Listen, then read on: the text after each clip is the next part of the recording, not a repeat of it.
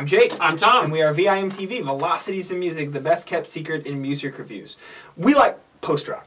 We do. I mean, it's just a fact. And Tom, I gotta credit you. You're the one who got me into post-rock. All right. Then I started like going through Explosions in the Sky. You were really into Saxon Shore for a while. And then have explored numerous post-rock acts on this channel. And none more famous, I think, than Mogwai. Well, maybe. But Mogwai has a new album out, Rave Tapes, and it's getting pretty good reviews out there. Yeah. And, you know, we decided that we should review it as well. Tom, who are Mogwai? What do they do? Well, Mogwai is a Scottish post-rock band. Post-rock, you know, as Jake said, we really like on this channel. We've reviewed a lot of post-rock albums. They tend not to have vocals, but sometimes they do. You know, I think as Rave Tapes has some vocals. A little bit, yeah. And that's something that they picked up a little bit more. Mogwai has, that is, you know, in the more recent years of their career. You know, these guys kind of hit the scene around the late '90s. Had a lot of just staple post-rock albums, stuff like.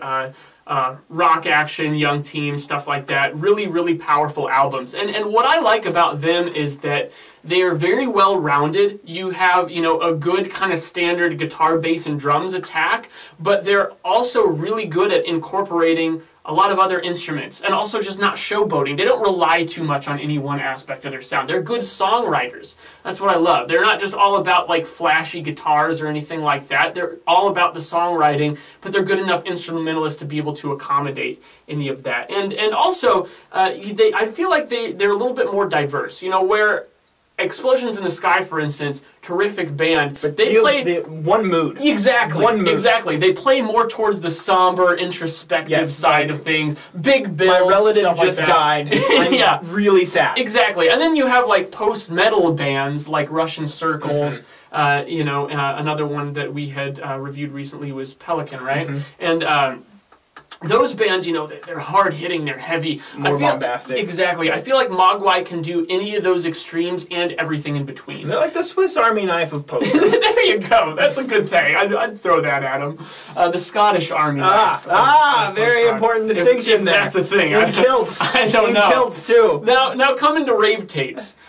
First time I heard it, I was a little bit struck by how much more electronic textures they were using. And it wasn't just like big synths or anything. I mean, it was even in just like pulsing bass lines that were kind of playing the role that a bass guitar would. But they didn't completely take any of the typical rock setup out of there. You still have a lot of great, very natural sounding bass guitar, electric guitar, drums, but they're just supplementing and kind of transposing in different tracks. Yeah, where a lot of artists, and even in the post-rock genre, like Saxon Shore, for instance, will use an electronic melody, and they'll use it, you know, in addition to all the other things that they're doing. Mogwai are actually using these electronic textures and melodies as you would bass guitar and electric guitar melody. So it really is kind of a seamless blend. In fact, it wasn't until, like, I know you picked it up right away, but like I didn't even start digging into that until later on.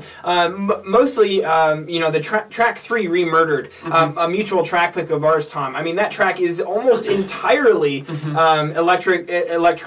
electronically composed. And then it transitions into Hexon Bogon, track 4, which is very organic, just post-rock. It's just a band jamming out for 2.5 minutes. And so that transition, it kind of showcases how, like, the new Mogwai and what they can do with some of this electronic textures and some of the older stuff that they used to do. And I think that dichotomy is actually really, it's really cool that they put that kind of right in the heart of the album. And once I listened to it a few more times, the electronic aspects of this album, they didn't even, it's not that they bothered me at first even, but it's more just I noticed them more. I noticed them a lot less, they stuck out to me less as I continued to get to know this album, because it's when I realized, it's when I got to know the songwriting, that I was like, okay, this is the Mogwai I've always known and loved.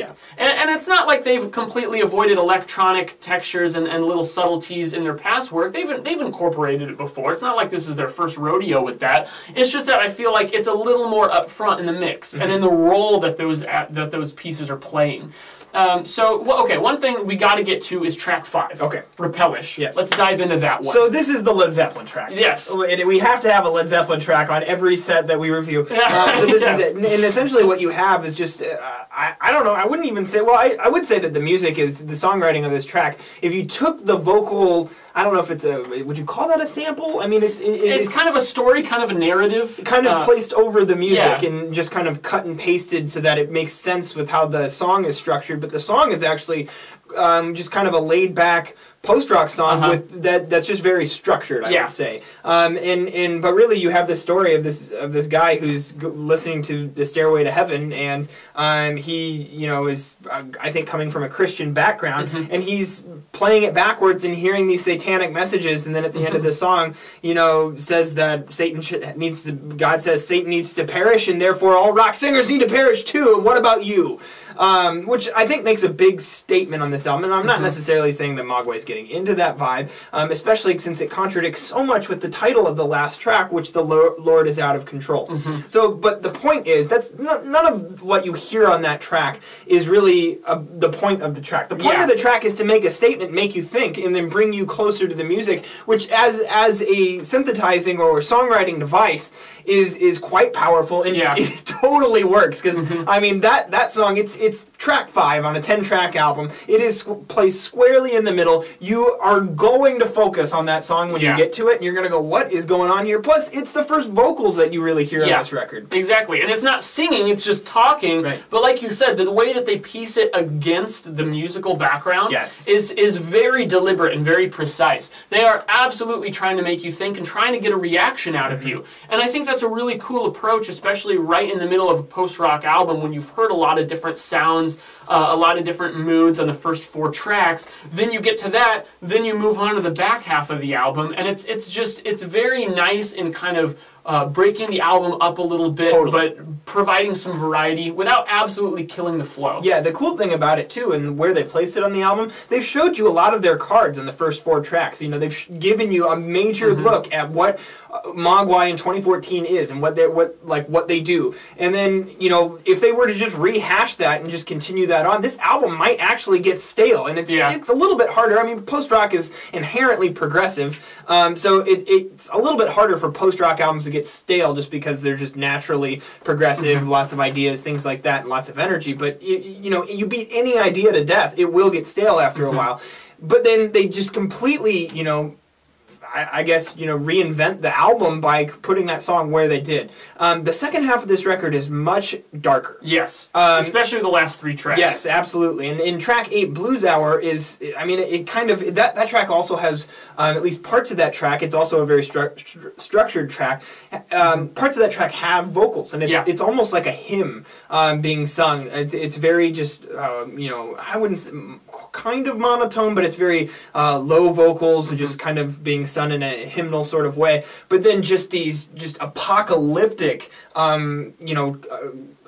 climactic rockouts that happen. I mean, the dynamic contrast on that track is just fantastic, and because of that, made it one of my tracks. And then also the last track, I think, is just outstanding. A very nice way to end that like pitch modulated vocals, almost makes it sound like a robot singing. It makes the vocals that you hear in the last track actually sound more like some of the electronic textures you've been hearing throughout the entire album, which is just genius songwriting tactic.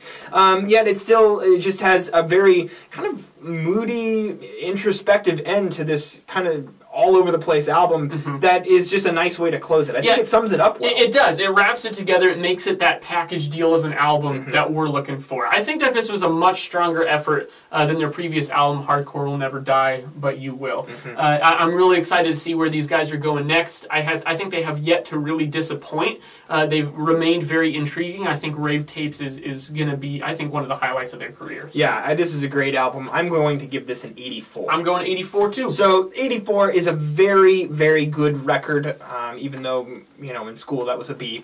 This is a very good record from Velocities Music. It means we like that it's well above our average. So if you guys have not heard Rave Tapes, if you're into post-rock or looking to get into post-rock, this is a great album to jump into, dissect, and leave us your thoughts at www.velocitiesandmusic.com. Also, youtube.com/velocitiesandmusic, where you're probably watching this. Also, follow us on Twitter, like us on Facebook, and let us know what albums from 2014, or really any time, you'd like to see us review on this channel. I am Jake. I'm Tom. And we are VIMTV, moving music critique forward.